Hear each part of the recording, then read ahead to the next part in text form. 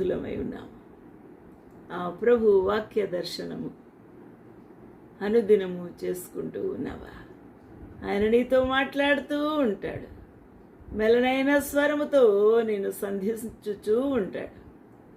నీకు బుద్ధి చెప్తాడు, గద్దిస్తాడు, ఇదే త్రోవ అని చూపిస్తాడు, నీకు ముందుగా నడిపిస్తాడు, నీకు వెలుగై ఉంటాడు, నీ పాదములకు దీపము అయి ఉంటాడు, నీ త్రోవకు వెలుగు అయి ఉంటాడు.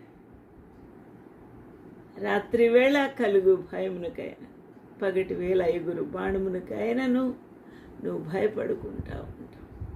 అట్టి దేవుని యొక్క కాపుదల, భద్రత ఆ యొక్క వాక్య స్వరూపి యొక్క నడిపింపు ద్వారా నీకు దొరుకుతుంది.